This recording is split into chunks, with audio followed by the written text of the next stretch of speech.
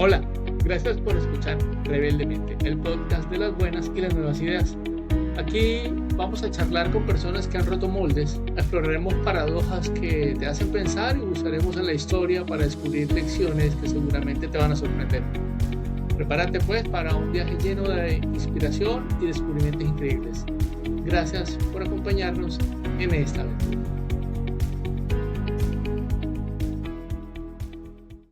Bueno, entonces, Luis Guillermo, vamos a entrar en materia. Bienvenido al podcast Rebeldemente, el podcast que trata de buscar las buenas, pero también las ideas rebeldes.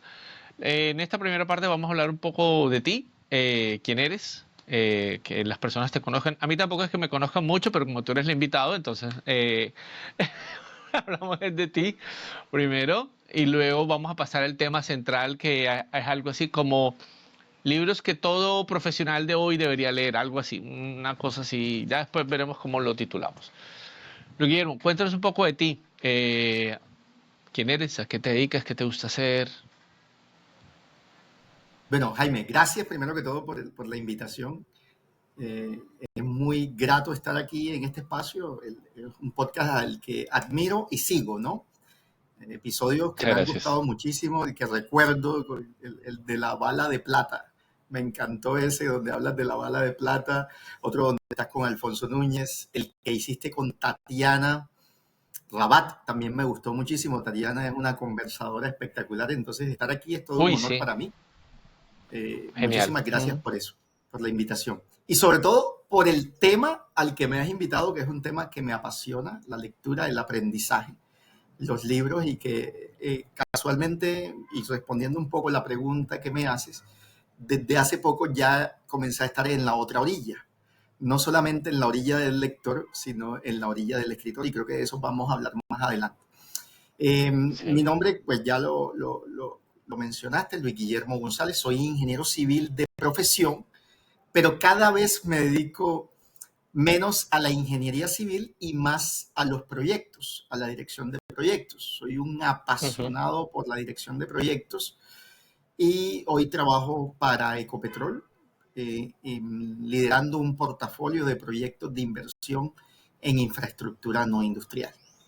Entonces, eso es como lo que me define. Recientemente soy autor, he seguido tus pasos de la escritura y estoy en estos momentos pues lanzando un libro sobre dirección de proyectos.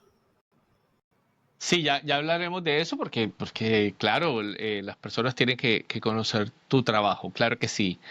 Luis Guillermo, cosas que te digan, yo he sido rebelde en esto, no querido seguir una regla o he querido hacer algo diferente, digamos algo que tú digas, sí, yo hago parte de ese club de las mentes rebeldes, que recuerda una anécdota en ese sentido. Pues muchas, Jaime. Yo creo que hay un libro sobre eso, ¿no? Sobre el de Juan Pablo Velázquez que se llama Rebeldes y respetuosos. Sí, Y así ahí él da es. muchos ejemplos de los que yo me sentí identificado en esa rebeldía sana, porque yo creo que es una rebeldía sana en donde no necesariamente estás de acuerdo con la mayoría, tienes un pensamiento diferente, un pensamiento distinto y te atreves a decirlo. Porque parte clave de la rebeldía no es solo pensarlo, sino expresarlo y poder asumir esa carga de que no estén de acuerdo contigo, poder tener esa fricción intelectual que hace tanto bien a la creación de conocimiento, a los equipos de alto desempeño. Entonces yo Ujú. siempre, además de pensar diferente en varios aspectos de la vida, eh, me he atrevido a expresarlo. Me he atrevido a expresarlo y yo creo que eso es parte de lo que lo define a uno como rebelde. No solamente pensar diferente, sino atreverse a expresarlo. Y pues qué mayor acto de rebeldía que, que, que de lo que vamos a hablar hoy, de los libros. Mucho de lo que leo son pensamientos diferentes, conocer las posiciones diferentes, las ideas distintas, eso te nutre mucho, te da mucha perspectiva y de eso también es lo que vengo promoviendo recientemente.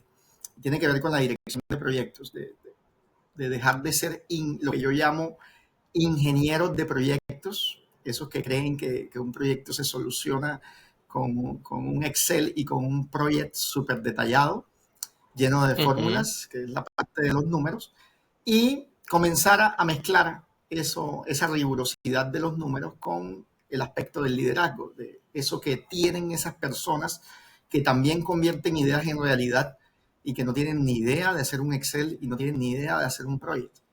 Entonces, yo creo que eso es parte de la rebeldía, poder valorar esos matices del liderazgo. Yo ahora que me recuerdas eso, ayer estuve dando clases y le decía a los estudiantes una frase que a veces suena un poco chocante ahora que dices el tema del Excel y el project, y es que lo que diferencia entre un gerente de proyectos y un analista de proyectos es que el analista lo primero que hace es abrir project. El gerente de proyectos lo primero que tiene que abrir es Word. Entonces, porque la diferencia está en que el gerente de proyectos hace planes, pero esos planes no son fechas, esos planes suelen ser instrucciones, políticas, lineamientos, mientras que las personas que no piensan, hacen, y lo primero que hacen es abrir Excel y abrir Project. Pero bueno, me recordaste como ese contexto. Pero súper interesante eso que mencionas. Sí, ¿sabes por qué? Porque yo cuando comencé a estudiar esto de la dirección de proyectos, en esa época los profesores nos decían, es que el 90% del tiempo de un gerente de proyectos se lo dedica a la comunicación. Y uno creía que eso era carreta, ¿no? Que eso era pura teoría. Y no, un gerente de proyectos se la pasa todo el tiempo comunicando. Así es. Por escrito, verbalmente, en relacionamiento, en gestión de stakeholders.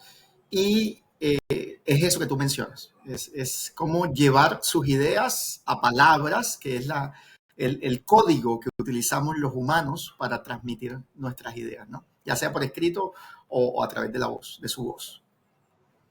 Así es. Bueno, les recomiendo seguir a Luis Guillermo, que él es muy activo en LinkedIn. Tiene unos posts espectaculares todo el tiempo, saca temas bien interesantes. Ya pronto nos hablará de la inspiración para hacer eso. Vamos al tema que nos ha traído el día de hoy, que son libros que todo profesional de hoy debería leer según opinión de nosotros, sin ningún criterio objetivo, sino sencillamente porque nos gustaron y ya, no hay otra manera de decirlo. Entonces vamos a hacer este ejercicio de la siguiente manera, pues tú tienes una lista de libros, yo tengo por aquí una lística también. Entonces tú empiezas, eres el invitado, tú hablas de un libro, lo recomiendas, luego sigo yo y así vamos dándole. Entonces hay algunos libros que tenemos físicos, los vamos a ir mostrando, por supuesto. Yo algunos los tengo digitales, la tablet me queda un poquito lejos ahora que veo, pero ahí los voy a ir mostrando también. Así que, Luis Guillermo, ¿por dónde quieres arrancar? Libro que cualquier persona profesional de hoy debería leer. Ok. En la preparación me pediste 10, pero fue muy difícil y me salieron 12, ¿no? Entonces, okay. Y otra aclaración importante, Jaime, es que el orden en el que los voy a decir tiene un criterio, y es el criterio del ancho del libro. Pues. Porque los organicé de forma piramidal para que tuvieran estabilidad y la pila no se cayera. Entonces, primero voy a tomar el que está más arriba, que es el más... Es el más delgado. El más delgado en cuanto a tamaño de su carátula, ¿no? Porque en cuanto pero no el más liviano. Exactamente. Okay. Es un libro casi de 800 páginas. Aquí está el gemelo de ese, casualmente, mira, aquí está. Ok, mira lo gordito. Hablemos de coincidimos en el primero. Empezamos bien. Eso. Sí. Hablemos entonces del pensar rápido, pensar despacio, de Daniel Kahneman. Entonces, ¿qué nos quieres contar de él? Primero hablemos del autor, ¿no? Porque el autor es todo un caso súper especial que por propósito acaba de fallecer. Falleció a finales del año pasado, ¿no? Correcto, sí. Recientemente fallecido. Un psicólogo Nobel de Economía. Mira esa Así es. particularidad. Premio Nobel de Economía, gracias en parte a ese trabajo, a esa publicación que toca muchísimo los sesgos de los humanos a la hora de Ujú. tomar decisiones. ¿Cómo toman decisiones los seres humanos? Que nosotros siempre pensamos de que somos súper racionales, súper Súper objetivos a la hora de lógicos. lógicos a la hora de tomar decisiones, y este señor pues con un trabajo de investigación espectacular, porque primero fue un investigador de comportamientos en Israel, donde trabajó con el ejército de Israel, y después se va a Estados Unidos allá definitivamente a dedicarse a la academia y la investigación. Eh, Hace un trabajo espectacular en esta publicación con su socio, tiene un socio en ese libro y que menciona a lo largo de todo el libro. Es un libro Así espectacular es. y tiene una estadística interesante, Jaime, que no sé si ya la habíamos conversado, pero solo lo terminan de leer el 5% de las personas que lo adquieren, ¿Cómo porque va a es un ser? libro bastante complejo, bastante profundo. Sí, Te cuento que a mí me tomó 11 meses terminarlo, ¿no? Son es que yo, 700 y yo te pico de quería hablar páginas. de... Yo recuerdo que este libro para mí está dividido como en dos partes, precisamente refiriendo a lo que tú dices. Una parte, la primera parte que es muy sencilla, llena de laboratorios, experimentos, y una segunda parte que es como el tercio del libro, es como de, sí, lo sé porque casi no tengo rayones ahí, que es mucho más costosa intelectualmente de leer, muy enriquecedora, pero es dura. Yo, la verdad, pareciera que fueran dos libros realmente. O sea, parece que él insertó la última parte de la tesis de doctorado acá, porque la primera parte es muy fácil de leer y, bueno, esta segunda parte sí es un poquito más ladrilluda, ¿no? Y los apéndices y todo eso. Yo soy de los que lee hasta la bibliografía, pero qué ladrillo la segunda parte. De todas maneras, el libro es súper recomendado. O sea, léetelo así, no, así no te termines de leer la última página. Tal Yo cual. creo que las primeras 300 son muy buenas. No, y Son muy buenas. darle tiempo, y eso fue lo que hice yo. Yo tengo, mira que yo salgo de pelea con los libros, los dejo por un tiempo, nos reconciliamos, vuelvo a leerlos. Entonces, en este proceso de esos 11 meses leyendo ese libro fue así. Fue muchas peleas, muchas reconciliaciones. Me aburría de él, encontraba cosas interesantes, a veces tenía, digamos que el estado emocional y de tranquilidad para leerlo, otros momentos no, y lo dejaba. Leía otros libros, lo alterné con otros libros durante esos 11 meses, pero lo terminé. Lo terminé porque es muy valioso, tiene mucha información importante, mucha información. Miren, no en vano se ganó un premio Nobel de Economía. Claro. Esto O sea, cambió muchísimo el management y la forma como se pensaba que los humanos tomaban las decisiones antes de este trabajo tan espectacular. Entonces hay que darle tiempo. Son de esos libros que tú empiezas a leer, pero que no deberías tener ningún afán en terminarlo.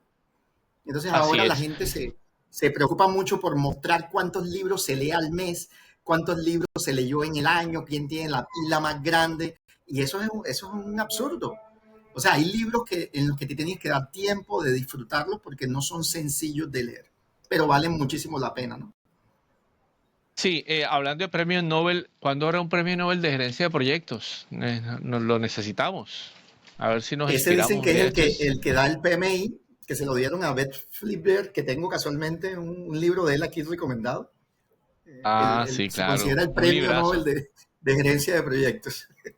Ah, no, bueno. Entonces, Necesitamos hablar con la Academia Sueca. Mira, ahora total. quiero hablar de un autor que me gusta mucho, que ya le he encontrado un par de libros interesantes. Su libro es un libro de hace un par de años, se llama Los Originales, de Adam Grant. Es un libro genial que en temas históricos y por supuesto con cifras y con un estilo muy particular. Es un libro sobre innovación, pero habla sobre innovación desde el punto de vista, en un estilo que me gusta mucho. Habla desde Miguel Ángel, habla de cómo encontraron de Apple, hablan, bueno, de muchos elementos históricos y por supuesto hasta de la NASA, la competencia espacial.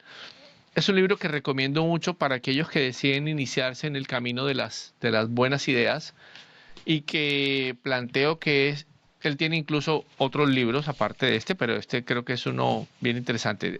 Los originales habla de cómo los inconformes mueven el mundo y, y es algo que recomiendo dentro de este tema.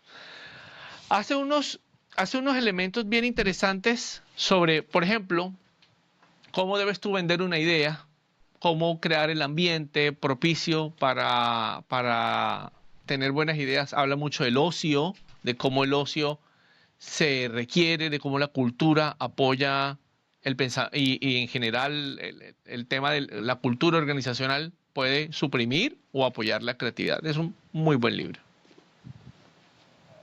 Súper chévere, ¿Lo habías, Jaime, lo habías gracias. escuchado? No lo había Ah, bueno. escuchado y lo acabo de anotar aquí en mi lista porque queda de inmediato para las próximas lecturas, súper agendado. Pero mira que coincidimos en el autor en uno, y yo no sé si este lo leíste, se llama Piénsalo otra vez, de Adam Grant, y me gusta muchísimo porque tiene muchos experimentos sociales, ¿no?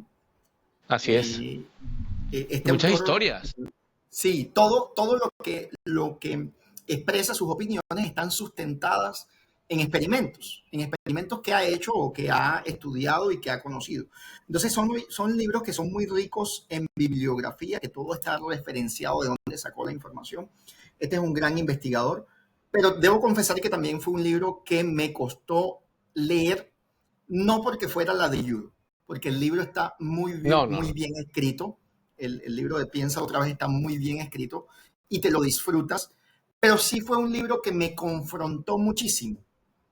Entonces, antes de la lectura de este libro, yo creo que era muy dogmático, que es una expresión para, para resumir como esa gente que está muy firme en sus convicciones, en lo que cree y en lo que piensa, y este libro te reta muchísimo a cambiar de parecer, a ver las Ok. cosas de forma distinta, desde otra perspectiva. Entonces, es un libro recomendado. Este de Adam Grant, Piénsalo otra vez. Me tomó unos 5 meses leerlo. Me peleaba con él también, me reconciliaba, leía otros libros, volvía, pero porque me confrontó muchísimo. Y mira que yo siempre recomiendo, y aquí hay dos, sí, este y otro que vamos a mencionar más adelante, para la gente que le gusta la agilidad en la gestión de proyectos, Ujú. el enfoque ágil. Y todo el mundo habla del pensamiento ágil, ¿cierto? De la mentalidad ágil. Pero bueno, en la práctica, ¿qué es pensamiento ágil? ¿Qué es mentalidad ágil? Entonces está piénsalo otra Ujú. vez, esto es agilismo puro llevado a la práctica, y está otro que voy a recomendar más adelante. Y a mí me encanta la mentalidad ágil sin hablar de prácticas ni de marcos de trabajo, ¿no? Simplemente en tener instalado el chip de la agilidad en tu cabeza. Este libro te ayuda a eso, a pensar y a Ese, ver las cosas de forma diferente y con un enfoque adaptativo. ese libro lo leí por recomendación tuya. De hecho, tú publicaste en un post y yo después te pregunté, ¿cómo es que se llama el libro? Ah, claro, de Adam Grant. Entonces, Adam Grant también tiene unas muy buenas conferencias en, en, en, en TEDx, sí, Así en es. TED. Adam Grant también tiene, perdón, Adam Grant, no hay otro autor del que no he leído libros, pero que les recomiendo, ahora que nos salimos de TED, un momentico, que les recomiendo a los que les gusta el tema de creatividad e innovación, Steve Johnson. Búsquenlo por ahí, tiene unas charlas buenísimas sobre cómo originar la creatividad y sé que me consigo un libro de él para ahí lo recomiendo. Entonces, tu recomendación es Piénsalo otra vez, muy, muy buen libro, excelente libro. Eh, este es un poquito más viejito, tiene más de, no sé, 10 años, no sé, bueno, lo leí ya hace rato. Este año es del 2015, muy bueno, pero me encantó un libro sobre manejo del talento humano, cómo trabaja Google. Es, me sorprendió. Yo, de Eric Smith y Jonathan Rosenberg, con prólogo de Larry Page, a mí me sorprendió este libro. Este libro sí está rayado por todos lados, porque a mí me sorprendió. Pensé que iba a encontrar a veces un libro que exaltaba demasiado o era demasiado propagandístico sobre las bondades de X o Y empresa. Yo tengo cierta desconfianza a veces de ese tipo de libros, pero encontré que este es muy útil en términos de consejos, en términos de, en esto no lo hicimos bien y así lo mejoramos, o en esto fue nuestro reto y así lo trabajamos. Y me parece que aun cuando uno sabe, y muchas veces ha tenido la oportunidad de ser líder y de dirigir un equipo, a veces uno se le olvida que puede hacer cosas muy sencillas para lograr resultados extraordinarios. Y yo creo que ese libro enfatiza mucho en eso, en cómo empoderar a las personas, y sobre todo para grandes organizaciones es muy útil porque habla de cómo incluso elevar desde muy abajo hasta el top las grandes ideas, cómo evitarlas, aceptarlas, rechazarlas, lo que sea, pero hacer algo con ellas. Es un libro de talento humano, a pesar de que habla de cómo trabaja Google. No es un libro de tecnología, es un libro de gestión del talento humano, vamos a decirlo así, desde la selección, el reclutamiento. O sea, es un libro más dirigido hacia personas de ese perfil, pero claro, cualquier manager tiene que leerlo porque es un excelente libro sobre administrar equipos. ¿De qué año es, Jaime? Porque ahora estoy confundido, 2000. yo no recuerdo si 2015, ok. Entonces yo leí otro que hablaba también sobre la cultura organizacional de Google, pero no es ese. Y lo leí cuando estaba haciendo mi tesis de gerencia de proyectos del posgrado, de la especialización, fue en el año 2009. Y también mencionaba eso, cómo ellos se distinguían, cómo desde el proceso de selección, ¿no? Utilizaban pruebas tipo Mensa para seleccionar los mejores talentos, la gente más inteligente del planeta era la que tenía derecho a entrar a Google en esa época. Así es. Así sí, es de ese estilo, pero bueno, ahí nos queda de tarea. Siguiente recomendado. Siguiente recomendado para seguir en el enfoque ágil. Me encanta. Crea y divaga de Jeff Bezos. Mira que No lo conocía. Adelante. Este libro es agilidad pura y dura.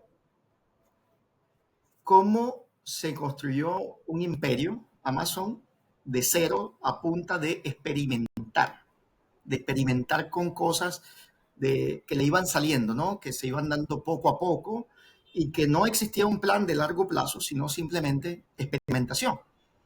Ese libro tiene algo valiosísimo, Jaime. Yo creo que consume como el 60% de sus páginas y es que contiene todas las cartas que le envió Jeff Bezos a sus inversionistas desde el año 1997 hasta el año 2020. 23 años de evolución empresarial en donde les contaba cómo habían sido los resultados del año anterior y qué planes tenía para el año siguiente. ¿Ya? Entonces, Sí, eso debería ser como un nuevo género literario, ¿no? Las cartas a los accionistas. Sí, Eso total. 23 años. Es como si hubieran demorado escribiendo el libro 23 años. Es un espectáculo. Todos los que se dedican a gestionar proyectos con enfoque ágil deberían leerlo. Mentalidad ágil desde Jeff Bezos, desde el que ha creado el mayor imperio de negocios y empresarial aplicando agilismo. Bueno, no, excelente recomendación. Yo estoy aquí viendo mi lista. Yo estoy viendo mi lista precisamente para ver qué otros adelantes tengo. Y me traigo uno que está digitalizado de Eric Weiner, no sé cómo se pronunciará, se llama La geografía de los genios.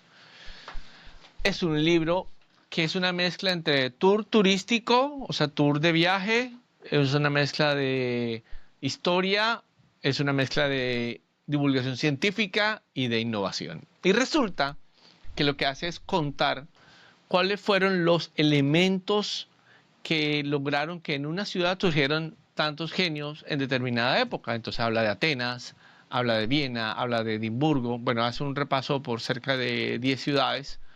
¿Cuáles fueron las condiciones en su momento para que vivieran, por ejemplo, para que en la antigua Grecia convergieran tanto? Y entonces ahí lo achaca un poco al comercio. O en Viena su amplitud para recibir personas de diversos Orígenes y en Edimburgo, y así con todos los elementos, y es un libro maravilloso. Y es una mezcla de tour turístico, es una mezcla, como te digo, de varias cosas, tanto así, yo tuve la oportunidad de estar en Viena el año pasado y como ellos, por supuesto, ella habla de Freud y habla de Einstein cuando estuve en Viena y habla de, bueno, de esa época de principios de siglo. Entonces, para mí eso fue como hacer el tour, ¿no? Hacer el tour de ir a donde el hombre había dicho que habían estado los grandes genios. Pues no me sentí ¿Primero fue más el viaje genio. o primero fue el libro? Primero fue el libro. Ok, Primero fue el libro. Y en el libro no sabía, el viaje lo tenía pensado hace tiempo, pero no sabía pero encontrándolo yo dije aquí fue. Bueno, y claro, y habla de Viena en dos momentos. También hablo de la Viena en épocas de Mozart y Beethoven y todo. Entonces, imagínate. Entonces, la geografía de los eh, genios se llama. la geografía de los genios es muy bueno. Y realmente, como te decía, pues, no me sentí más genio por eso, por ir allá, no me sentí más inteligente. O sea, si la expectativa es, si vas a ir al lugar te vas a volver más inteligente, no, esa no es, amigos, no, esa no es lo que busca el libro, sino entretenerte y si tienes la oportunidad de disfrutar, ver el contexto histórico de un sitio y saber qué pasaba y qué hacía que tanta gente y sus ideas, lo más importante, trascendieran, pues ese es el libro para ti. Así que Espectacular. ese es Jaime, mi otra recomendación. mira que yo tengo que hacer una claridad justo en este instante, porque prometí que iba a seguir el orden de ancho de los libros con la pirámide que había formado. Hay Pero que me estoy adaptarse. dando cuenta de que no es posible, que con lo que tú me dices se me van viniendo a la mente muchas cosas espectaculares y libros que tenemos que enlazar, que tenemos que relacionar. Y con eso que acabas de decir de la geografía de los genios se me vienen dos. Uno que tengo aquí en la pilita y uno que no tengo en la pilita porque por eso te pregunté que si había sido primero el viaje o el libro. Hay uno que voy a recomendar que no está aquí, pero que hay que hacer primero el viaje y después leerse el libro. Adelante. Xcaret, que es fue considerado el mejor parque de diversiones del mundo, queda en México, cerca de Cancún, en la Riviera Maya. Y hay un libro de su creador, del arquitecto Miguel Quintana Pali, que se llama Sueños con X. ¿Ya? La X en muchos dialectos, idiomas, funciona como SH, incluido el gallego. Yo tuve la oportunidad de estudiar en Galicia y los gallegos utilizan la X como SH, Shakira, así se pronuncia la X. Entonces, Xcaret es fue considerado el parque de diversiones, el mejor parque de diversiones del mundo. Y hay un libro de cómo su creador, el arquitecto, crea ese proyecto, cómo visita el sitio, conoce, crea la idea y comienza a construirlo poco a poco. Es un libro maravilloso, pero para poderlo valorar hay que ir primero y conocer el parque. Entonces, cuando vas, conoces el parque y te das cuenta de lo maravilloso que es, entonces quieres conocer su historia y ahí mismo te lo venden. A la salida del parque es una experiencia espectacular, tanto ir como leerse el libro y después quedar con la experiencia de cómo fue que se creó el libro. Entonces, ese primero tiene que ser el viaje y después tiene que ser el libro. Y con eso que mencionas de la geografía de la genio, se me viene a la cabeza este otro. Fuera de serie, Outliers. Porque Espectacular. esto es espectacular. Mira, el año pasado lo recomendé como el mejor libro que me leí en el 2024. Este señor, Malcolm Gladwell, relaciona la influencia del entorno, del contexto, con lo que te sucede en la vida, con lo que realmente logras en tu vida. Entonces, tiene que ver mucho con eso que mencionabas, la geografía, pero también el contexto, la familia donde creces, quiénes son tus amigos, cuáles son tus hobbies, tus hábitos, qué había en tu colegio, a qué te dedicaste en tu infancia, en tu adolescencia. Eso va a marcar, digamos, el potencial que vas a tener en tu vida adulta y en tu vida profesional. Entonces, a veces nos damos muy duro creyendo de que estudiando algo ya vamos a tener éxito. No, es que es tu vida, es lo que viviste, es cómo te desarrollaste, el entorno en que creciste, qué incentivos te dio tu familia, qué incentivos te dieron tus amigos. Eso influye mucho en lo que eres como profesional y como ser humano. Entonces, este es un libro para de pronto uno no darse tan duro, para ver cómo la gente que ha tenido éxito en ciertas cosas tuvo mucho que ver el entorno en el que crecieron, la geografía en la que se desarrollaron, quiénes fueron sus amigos, quién fue su familia. Un libro maravilloso y espectacular para leer y que está súper bien escrito, súper recomendado. Es un librazo, yo lo leí porque tú lo recomendaste y pasa algo con ese libro que a mí sí me chocó y entonces ahora voy a contar. Malcolm Gladwell es el autor de la teoría que me parece muy bien sustentada de que si tú practicas algo durante 10.000 horas te vuelves experto. Sí, él es el de esa teoría maravillosa, me parece genial porque es la disciplina lo que vence el talento. Sí, en últimas ese refrán conocido probado en experimentos. Pero a mí me chocó por lo siguiente, me chocó de una buena manera porque sí me hizo reflexionar de que el entorno que uno conoce y cómo uno le va depende más de las propias capacidades de uno de lo que uno cree. Y eso tiene todo lo bueno y lo malo, es decir, por un lado, como dices tú, no nos demos tan duro, es decir, aquí hay que construir, o sea, las cosas no, pero también porque es lo le choca a uno en el sentido de que te lleva a considerar que estás viviendo en un privilegio. Es decir, que el hecho de que hayas tenido la oportunidad, el tiempo para estudiar, para practicar algo, para desarrollar un hobby, o sea, no todo el mundo tiene eso, ¿sí? Entonces, de hecho, él cuenta una historia de una persona muy inteligente que ganó un concurso genial, Sí, pero súper que dotado, nunca claro. pudo desarrollar su potencial porque sencillamente no tenía las condiciones alrededor. Entonces, eso me chocó porque eh, el gran tema de los niños que son mejores que otros en un determinado razonamiento deportivo es porque sencillamente son más grandes y más fuertes porque nacieron antes. Entonces, bueno, digamos, el deportivo y lo físico nunca ha sido nunca ha sido muy fuerte, pero me pone a pensar en que sí, cuántos talentos nos han desperdiciado solo por una mala Por una fecha tasa de de corte, ¿no? selección, Porque era la una fecha fecha de de corte corte. de...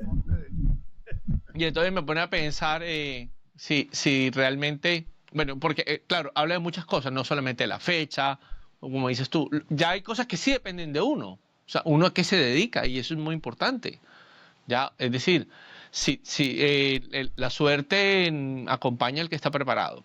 Y entonces, eh, ese tema de qué estás haciendo tú, ayer le comentaba, es que como tengo la clase reciente, le comentaba de a qué le están dedicando sus 10.000 horas, qué están haciendo, en qué se van a convertir en expertos y bueno, ahí hay la circunstancia que lo lleva a uno a la excelencia. Es genial, es ¿Cuál? genial. Sí, Jaime, y eso que mencionas de las 10.000 horas, yo lo llevaría a un entorno micro, como para que la gente lo sienta más práctico. Y alguien, bueno, en el Congreso del PMI de Santa Marta del año 2022, yo no sé si fuiste, cerró el Congreso el padre Alberto Lineros y decía, mire, vea, Ujú. de las 24 horas que tenemos al día, 8 las pasamos durmiendo y nos quedan 16, ¿no? 16 en las que estás completamente consciente.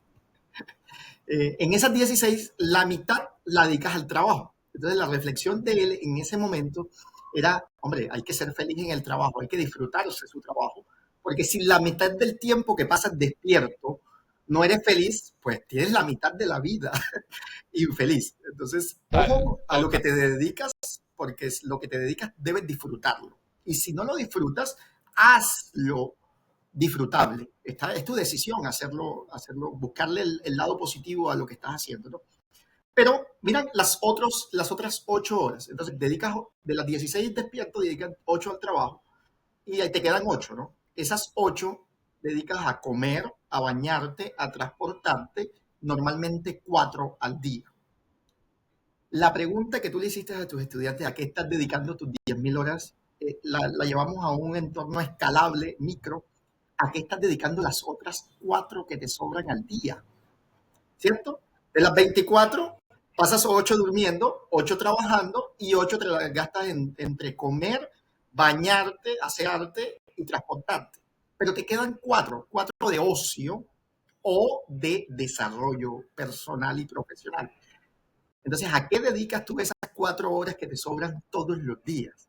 A entrenarte y ser el mejor en algo y ir contribuyendo de 4 en 4 a lograr esas 10.000 en las que te vuelves un experto en algo o las estás perdiendo, ¿cierto? Entonces, ahí como Experto que en esa... ver TikTok. Experto en TikTok. No, pero TikTok también se puede utilizar para aprender. Hay muy buenos Todo educadores en depende TikTok. cómo lo uses. Oye, ese debería ser otro capítulo. Deberíamos hacer otra grabación. Ya me diste varias ideas. Porque yo quería a ver, yo tengo una lista como de listado de cosas que uno tiene que hablar y uno es listado de películas, por supuesto, listado de Series. podcasts y listado de influencers serios, o sea, de gente que vale la pena seguir. Y yo, mejor dicho, ya me has dado material como para Yo cinco. confieso que no tengo TikTok porque le temo a la adicción. Entonces, no tengo TikTok, pero sí tengo Instagram. Y en Instagram también hay influencers con los que puedes aprender. Claro, usualmente son los mismos y en YouTube, o sea, se replica la plataforma. Entonces, digamos que el punto es busquemos influencers que valga la pena seguir. Que yo creo que ese es un Que te buen aporten, punto. claro. Sí. Vamos con un libro del que ya tocamos rápidamente. A mí me gustó por cómo está escrito. El de Juan Pablo Velázquez, Rebeldes y Respetuosos, los Rebeltuosos, algo así, como finalmente lo sincretiza. Rebelpetuoso, sí. Rebeltuosos, exacto. Me encantó ese libro. Eh, no es un libro científico, no es un libro, es un libro anecdótico, ¿sí? Es un libro de, mira lo que encontré Cuenta de lo muchas que hacen historias, todas esas sí. personas, desde grandes personajes hasta, o sea, habla de Juan Pablo Montoya, habla de, bueno, de varios personajes, hasta pequeñas anécdotas que vale la pena. Y Juan Pablo es una persona que además es muy activo en redes sociales, en LinkedIn, y ahí siempre está contando historias todo el tiempo. Vale la pena el libro, se deja leer, fue por recomendación de un amigo, Carlos Cruz, que tuve la oportunidad de leerlo. Me gustó sobre todo la forma como está escrito y lo voy a confesar, y es que fue uno de los libros, yo recientemente terminé otro libro de que todavía nadie sabe, pero ahí está, esperando ser publicado. Sí, y este es la forma de escribir. Yo la estudié mucho para poderla replicar, digamos, o sea, pues, con mi estilo, pero yo quería encontrar una forma de involucrar historias, anécdotas personales en un siguiente libro y no sabía cómo. Y como dice el dicho, pues si quieres escribir, lee. Y así es como uno, busqué varios estilos geniales, por ejemplo el de Irene Montero, el de Irene Vallejo, y encontré a Juan Pablo Velázquez, y entre esos tres vi cosas muy interesantes, y ese libro en particular me gustó se lo recomiendo a cualquiera que quiera tener una lectura rápida, fácil, inspiradora, y que puede llevar y regalar, porque además el libro es muy económico, entonces se puede, puede regalarlo sin problema. Entonces ese es mi recomendado. Coincidimos ahí. Fíjate que yo lo estuve buscando, pero parece que lo presté y nunca me lo devolvieron, porque ese lo leí hace un par de años. Me gustó muchísimo, tal, coincido contigo en que está muy bien escrito, con muchas historias, lleva a la práctica su postura, ¿no? Su propuesta de que tienes que tener algo de rebelde y algo de respetuoso para poder, eh, digamos que, lograr tus propósitos. Fíjate que con ese libro me pasó algo en particular y creo que no he tenido la oportunidad de decírselo a Juan Pablo. Y es algo que me pasa con muchos libros. Eh, el libro se desarrolla muy bien y lo comenté con mi asesor cuando estaba escribiendo, con mi asesor de escritura cuando estaba escribiendo el mío. El libro se desarrolla muy bien, te captura, te tiene súper enganchado, pero yo creo que muchos autores se llevan una carga muy grande al intentar finalizar su libro con un aporte al conocimiento. Entonces, entregar un modelo, entregar una propuesta, y no siempre se cumple esa promesa. Entonces, yo me disfruté muchísimo el libro, pero la propuesta que hace Juan Pablo al final me dejó un sinsabor. De cuál es el modelo, que él dice de cómo debe ser él, de cómo debe ser respetuoso. A mí me dejó un sinsabor. Y creo que no he tenido la oportunidad de decírselo a Juan Pablo. El libro es maravilloso, pero creo que el final pudo haber sido un tomo 2 cuando lo tuviera más maduro, cuando tuviera más maduro esa propuesta. Y eso me pasa con muchos libros que me los disfruto muchísimo, y al final el autor quiere cerrar con una propuesta y la propuesta no llega al mismo nivel de lo que es el desarrollo del libro. Mucha razón en eso. Yo, contando un poco mi experiencia como escritor, y es que yo al contrario nunca he querido que que el cierre sea una conclusión, precisamente porque es que eso es, prefiero que a lo largo de toda la conversación, del diálogo que uno tiene en la obra, vaya extrayendo el autor lo que considere. Sí, intentar cerrar en un modelo es muy complejo, yo lo reconozco, y creo que en ninguno de los libros que he escrito he intentado hacerlo, porque precisamente dejar como esa bala plateada al final, como que no, es complicado, sin duda. Bueno, ¿qué otro libro tienes por ahí que te gustaría? Mira, hay uno espectacular, que es este que está aquí.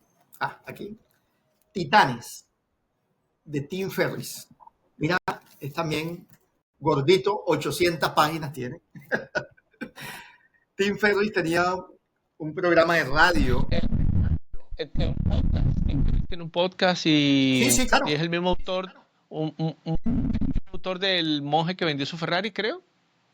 No, el monje que vendió su Ferrari es de este que usa las fábulas, de Robin Sharma. Sí, Tim Ferriss tenía un programa de radio en Estados Unidos y llevaba invitados y entrevistaba a gente exitosa y le preguntaba sobre sus hábitos, sobre sus trucos, sus hacks que llaman ahora. Y después hizo un podcast, también llevó al internet lo que hacía en su programa de radio. Y ese libro sintetiza cerca de 150 personajes que él considera que son exitosos en 3 aspectos de la vida. La primera sección del libro se llama salud.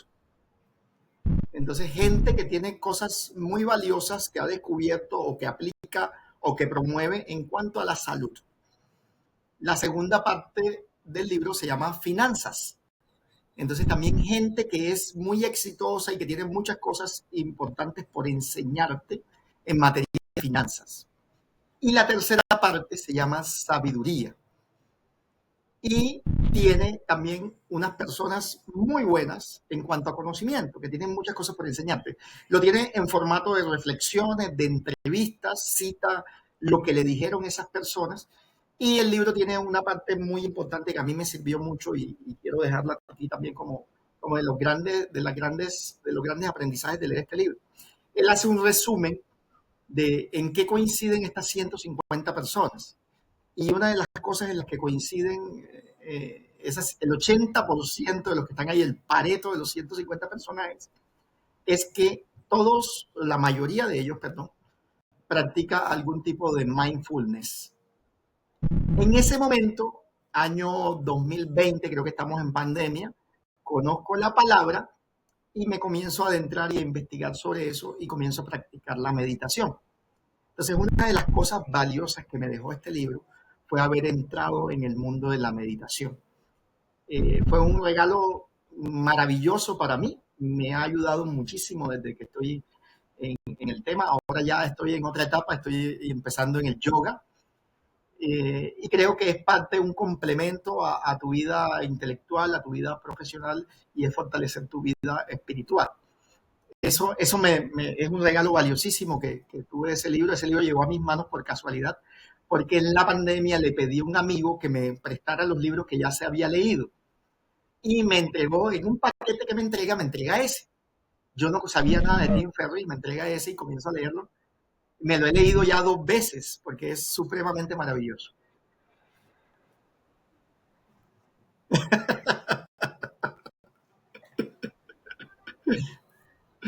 Tu amigo en un podcast que diga, se le presté alguna vez un libro de Guillermo y no me lo ha gustado. Bueno, Total, no, total. Yo le he regalado no conocí, muchos, ¿no?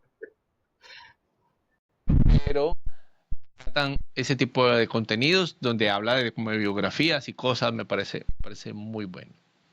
Vamos a hablar de un libro que los dos nos leímos ya, porque tuvimos la oportunidad de comentarlo y nos parece excelente. Y me parece que es un libro que todo Project Manager debe leerse. Se llama Cómo hacer grandes cosas. Ahorita lo mencionamos a su autor, al señor Flint, Jipger, Flickberg. Flipbeer. Ahí, Flipbeer. La J se pronuncia como I en danés. llamarlo.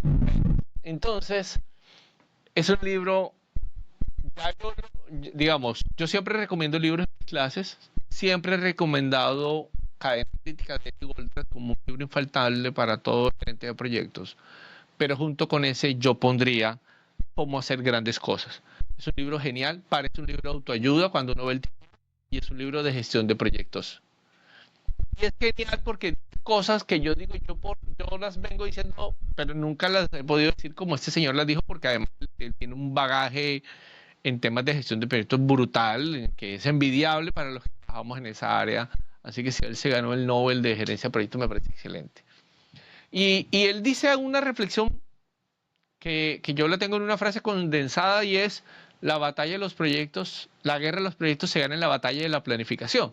Entonces, es una frase que yo vengo diciendo hace muchos años en mis clases, y este señor dedica todo un capítulo grande, casi el 50% del libro, a hablar de ese elemento y a demostrarlo, ¿no? Porque una cosa es que uno lo diga de manera de chiste en una clase, y otra cosa es que este señor efectivamente demuestra con datos y métodos cómo es que uno realmente pierde desde la planificación. Y entonces es brutal, es un libro muy bueno. Y se deja leer, aunque como libro técnico tiene el paralelo con proyectos de la remodelación de una casa, y entonces te dejo a ti para que lo sigas comentando. Espectacular. Mira, que ese fue el libro equipo de trabajo que se dedica, son gerentes de proyectos, son líderes de proyectos, se leyeran ese libro que es valiosísimo. Y lo comentamos, lo discutimos, fue una estrategia espectacular. O sea, no solo disfrutar su lectura, sino poder lograr que le llegara a mi gente, a más gente, que le llegara a mi equipo, a la gente que quiero que aplique esas cosas que dice Flipbeer en el libro, que son maravillosos. Entonces, coincidimos en la recomendación. Es un libro que todo el que se dedica a la gerencia de proyectos o que le interesa volver ideas realidad, se lo debe leer. Se lo debe leer. Mira que ese libro, no, definitivamente, eso de los megaproyectos, Guillermo, toca consolidar una base de datos también para Colombia, que no tenemos, bueno, es que no tenemos megaproyectos, pero no tenemos suficientes De históricos, tenemos proyectos dos. en general, no necesariamente de megaproyectos. Eso me hace recordar algo que usualmente cuento, y es que a nuestros líderes políticos a todos lo llaman mega obra, ¿no? Megaproyecto. Y entonces va a inaugurar un puente. No, miren, la mega obra del puente. Pero, hermano, aquí en Colombia si se han hecho 10 megaproyectos, por decir algo, Hidroituango, el metro, Reficar, etcétera, etcétera. Si ha habido en Colombia últimamente 10 megaproyectos es mucho, y aquí hacen un puente o hacen una intersección y la gente le quiere decir megaproyecto, no, por favor, no. Pero igual hay que levantar la base de datos, le cuento. Es un trabajo que sería bueno que hiciéramos, a ver cómo nos sale aquí, ¿verdad? Y diferenciar los proyectos públicos de los privados para que no haya cifras. Bueno, me parece, bueno, listo, esa es mi recomendación, y vamos con el siguiente tuyo. Bueno, el siguiente mío, ahorita que hablabas de biografías, bueno, que hablábamos de biografías con de Titanes, que 150 microbiografías ahí y con reflexión. dándole demasiado valor al dinero y no a todos los aprendizajes y todas las lecciones y el sufrimiento que tuvo durante esos 20 años.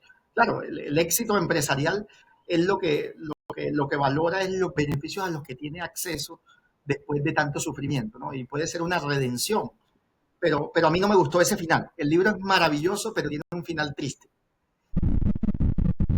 Y ahorita tiene un final triste de Nike porque le bajaron las acciones como un 30% en el último año, y con lo de los aranceles de Trump, pues todavía más aún, y no sé todavía ánimo que se vaya a recuperar. Digamos, ahorita Nike está, digamos, en una batalla muy complicada en ese sentido. Eso me da una idea de que debería haber un podcast para hablar de como de actualidad empresarial y contar qué está pasando, y bueno, me parecería otra idea ahí para tener.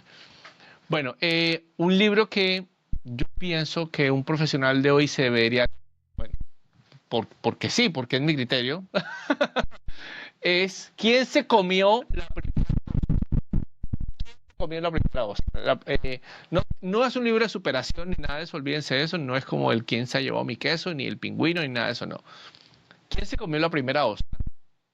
Es un relato de la evolución del ser humano a través de historias y hallazgos arqueológicos, antropológicos, sobre cómo fue evolucionando el ser humano a través de diversos inventos en la prehistoria. Es decir, todo esto es la prehistoria. ¿Quién se comió la primera ostra? ¿Quién encendió el primer fuego? ¿Quién hizo la primera cosecha? Etcétera, etcétera. Y lo asombroso es cómo logra conectar el ingenio humano para poder desarrollar una hipótesis sobre quién fue el primer asesinado, el primer homicidio incluso, hay que decirlo pues.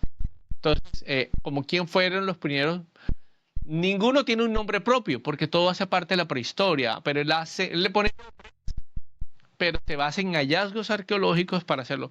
¿Por qué es interesante? Porque él conecta muy bien la necesidad que surgió y cómo fue aprovechada por el ser humano en un momento dado para eso.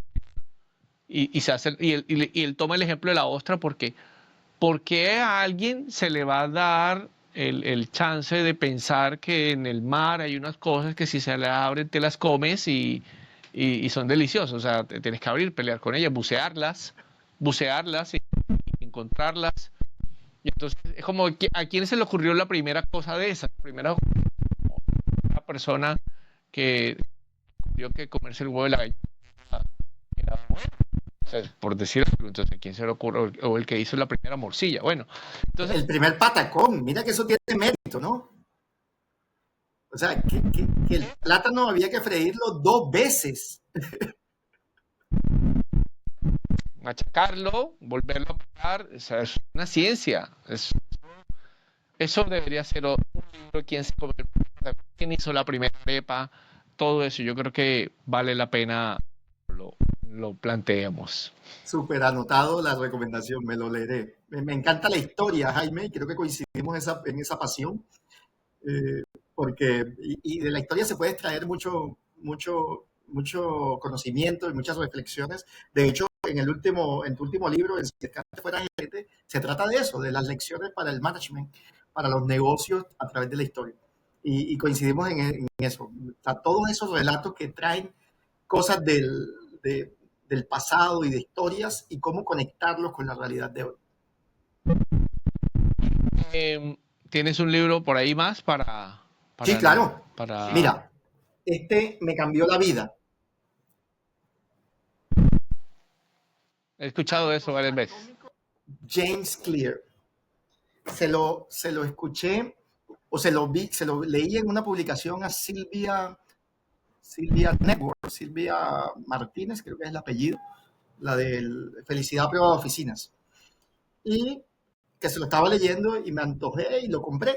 Ya yo me había leído El poder de los hábitos de Charles Duhigg y, y me había interesado por el tema de los hábitos, pero El poder de los hábitos es un libro muy científico que explica pues cómo tu cerebro va adoptando los hábitos, cómo puedes crear hábitos buenos, hábitos malos, pero es muy científico el poder de los hábitos. Cuando te lees este de hábitos atómicos, es un libro increíblemente práctico de cómo incluir en tu vida los hábitos de manera fácil y sin sufrimiento.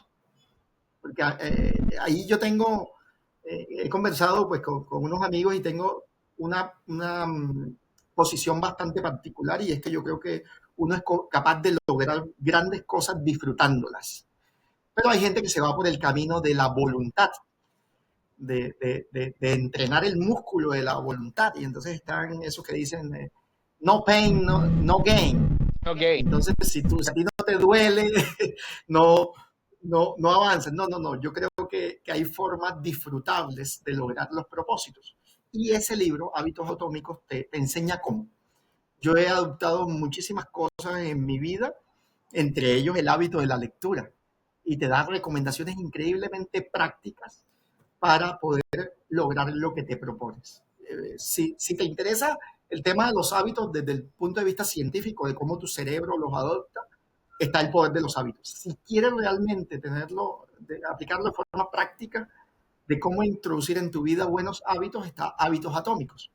Maravilloso, es un libro que me encanta y que lo he regalado muchas veces. Creo que es un libro que si la gente lo lee y lo aplica, le cambia la vida como me la cambió a mí. Qué genial escuchar eso. Yo lo he empezado a leer, todavía no, o sea, yo la lectura de 2 o 3 libros, casualmente me encontré con un libro mucho más interesante en términos de lo que quiero leer ahora, y entonces lo he concluido, pero sí, muchas personas me han dicho que es un libro espectacular y no lo leyendo. Bueno, recomendar todos estos libros de afuera y todos europeos y todo eso muy bien, pero hablemos de nosotros, de la tierrita también. Entonces, hablemos del talento local. Del talento local, que vamos a hablar de nosotros mismos. Así. Ay, pero tú tienes 4 libros ya. Yo he tenido la oportunidad de leer el último, Si Descartes fuera gerente, y me encanta. Como te decía, ideas y lecciones del pasado para los innovadores del futuro. Yo coincido contigo en la pasión por la historia. Aquí lo tengo también. Si Descartes fuera gerente, incluso cuando lo empecé a leer te dije, oye, no entiendo lo del nombre, y entonces me dijiste, no, espera que sigas, que hay una parte del libro donde se explica por qué el nombre, y quiero que compartas pues con las personas que nos están escuchando esa parte del nombre, o no sé si prefieres que lo descubran también como me tocó a mí descubrirlo a lo largo de la lectura.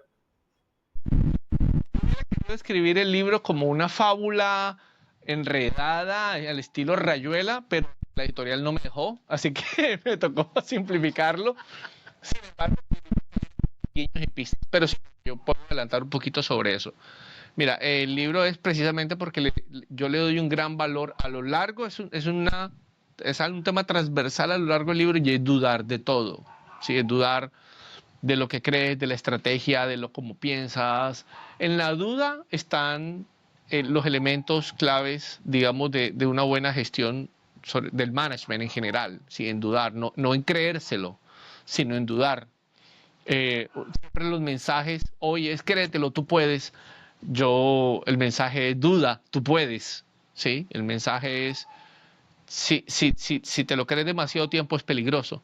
Entonces, y es un libro de management y tiene varias partes hacia la estrategia, hacia la gestión del cambio, en la innovación, y combina historias del pasado. Entonces hablo de Descartes, de Arquímedes, de mucha gente, porque durante años que acumulé desde que me regalaron por allá, tenía yo 9, 10 años, una enciclopedia históricos que siempre me leo y todavía la tengo, se la robé a mi mamá que no se da cuenta.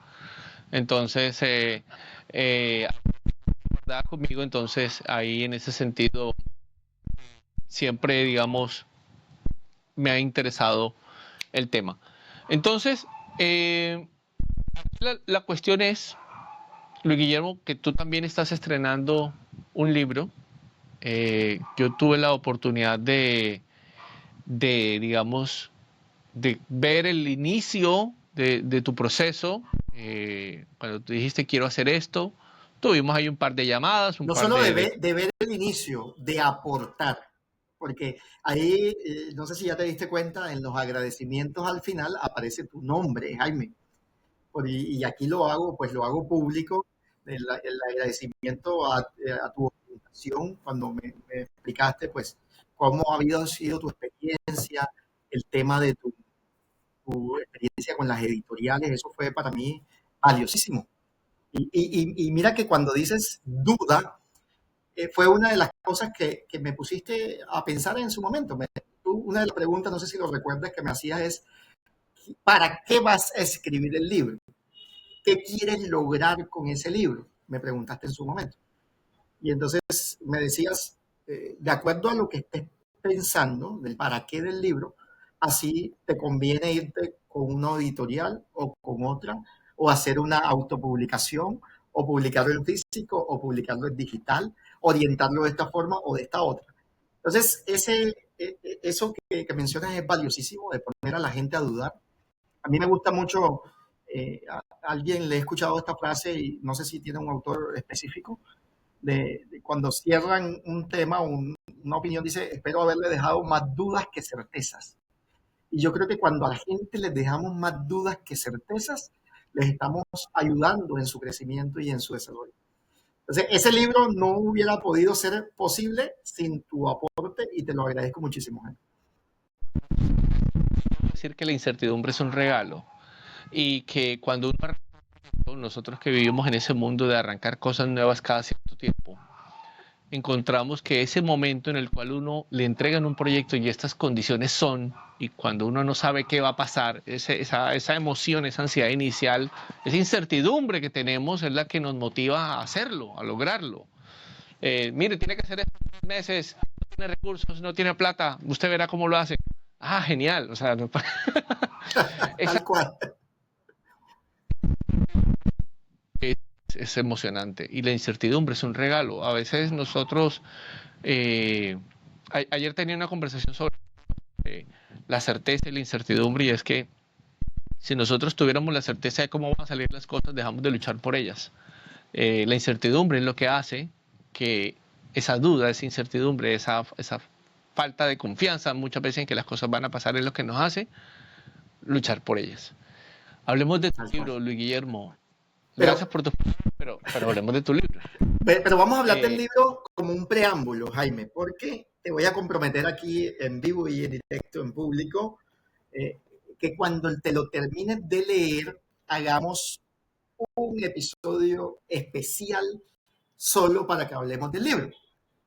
Y lo desglosemos y vayamos parte por parte. Por ahora contarte pues que tiene 3 secciones. Una sección que se llama los fundamentos, es como lo básico sobre gerencia de proyectos. Una sección que entra un poco más de profundidad, que se llama la sección especializada y muy al estilo del, del PMI, de la antigua versión del PMI que no hablaba de dominio, sino de áreas de conocimiento. Está dividida en 5 áreas de conocimiento de la dirección de proyectos que, a mi parecer, son las más importantes. Alcance, costos, tiempo, cronograma, pues, riesgos y contratos. Y con dolor tengo que decir que en la versión 8, que es el borrador que está circulando por ahí, quitan de los dominios la contratación, que me parece un error muy grave, pero bueno, ya esperemos que salga la... yo les hice la anotación en el PMI y les dije, pero ¿cómo así? Ok, sí, Claro. sí. Es que la mayoría de los proyectos se logran a través de contratistas, a través de contratos. Los contratos es una parte indisoluble de la dirección de proyectos. Entonces, esperemos que hagan ese ajuste. Y La la tercera, tercera parte, sí, la tercera parte le llamo integración multiespecializada, que es cuando comienzas a combinar esas áreas independientes del conocimiento. Entonces, ¿qué pasa si combinamos los costos con los riesgos? El cronograma con el alcance, los contratos con el tiempo, Entonces, ¿cómo logras esa integración de todos esos conocimientos individuales? Y en esa tercera parte, muy al estilo de Tim Ferriss, de Titanes, yo tengo mi propia sección de los Titanes, es una sección que se llama Hablan los sponsors. Y es esa vista olvidada de los proyectos en donde creemos que la verdad la tiene el gerente del proyecto y la dirección de proyectos, y es la vista de los dueños. Entonces, entrevisto a 5 sponsors, 5 hombres y mujeres de negocios que nos dan su visión. ¿Qué piensan ellos de la dirección de proyectos, de los directores de proyectos que esperan? ¿Cuáles han sido sus experiencias, sus éxitos y sus fracasos en materia de proyectos?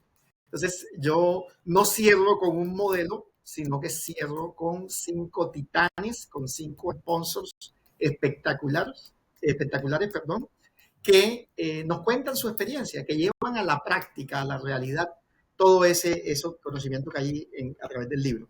Mira que hace poco hablaba con alguien que me decía, lo más valioso de tu libro son las historias que cuentas, porque a lo largo del libro, y esta fue una recomendación del asesor que contraté, está plagado de historias. Y la recomendación del asesor era que las historias eran un anexo.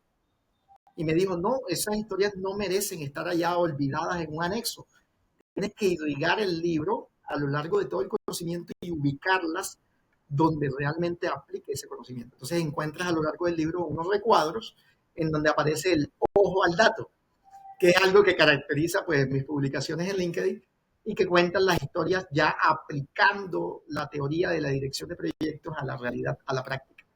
Entonces, dejemos esto como preámbulo y hacemos un próximo episodio donde hablemos específicamente de los apartados del libro, que yo estoy seguro de que va a ser mucho más nutrido.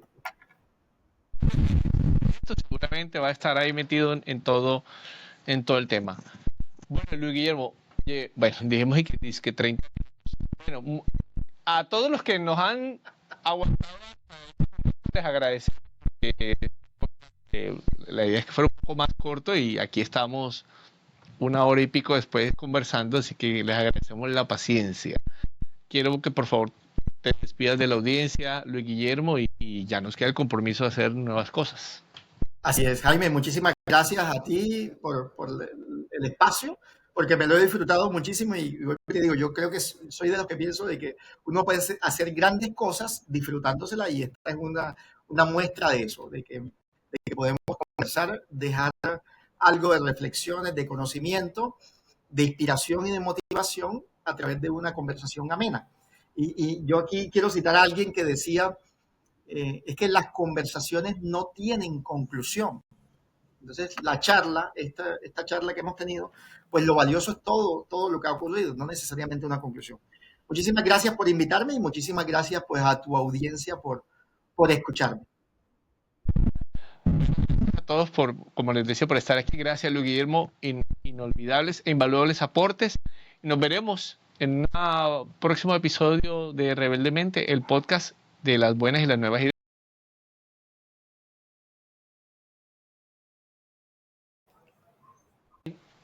Oye, pero ¿los libros se deben rayar o no? ¿Tú qué dices? Mira, yo creo que eso depende de cada quien, el estilo de cada quien. A mí, yo en alguna época los rayaba. Ajá. Ya no los rayo, pero sí tomo fotos de la parte que me gusta y a la foto la subrayo, la foto la resalto y a veces comparto de lo que estoy leyendo. Y tengo una carpetita donde guardo esas fotos de la parte que me gustó. Entonces, como que ya la práctica evolucionada de no rayar el libro. Ahora, no lo rayo para conservarlo o para regalarlo, no, porque yo no regalo mis libros, ahí sí soy tremendamente egoísta. Yo regalo libros, pero no los míos. Yo compro otros, si hay un libro que me gustó mucho, compro otro y regalo el otro, pero el mío me compras para regalar. Compras para regalar, pero no compras uno para ti para regalárselo a alguien más. ¿Y cuántos libros crees tú que has leído en la vida? ¿Has hecho esa cuenta? Sacando esa cuenta. Mira que desde que comencé a guardarlos y ya tengo una mini biblioteca acá en la casa, tengo como 150 aquí. Y yo le agregaría antes de eso claro, lectura por hobby, de lo que me tocó, no de los que me tocó leer por estudio, sino porque realmente lo quise leer, ponle unos 100 más. Yo creo que puedo llevar como unos 250. Porque antes de eso no los Oh, guardaba. Y entonces muchas veces me lamenté, dije, esto lo leí en algún libro, pero resulta que ya ese libro lo perdí, lo regalé. Entonces, por eso cogí la práctica de ujú. guardar mis libros, de tenerlos como material de consulta. Ok, no, yo tampoco he hecho ese conteo, pero me queda de tarea. Y yo tengo aquí mi biblioteca al lado y ¿Sabes qué es bueno, lo no peor? sé, voy. Que Mm. tengo 43 sin leer. Ese, Me ese, ese volví backlog, ese bibliómano. backlog, no, pero a todos nos pasa. La lista mía por leer, yo lo tengo aquí al lado. Bueno, no es tan larga, son unos 12 más o menos que tengo, más un par que tengo digitales también, así que, bueno.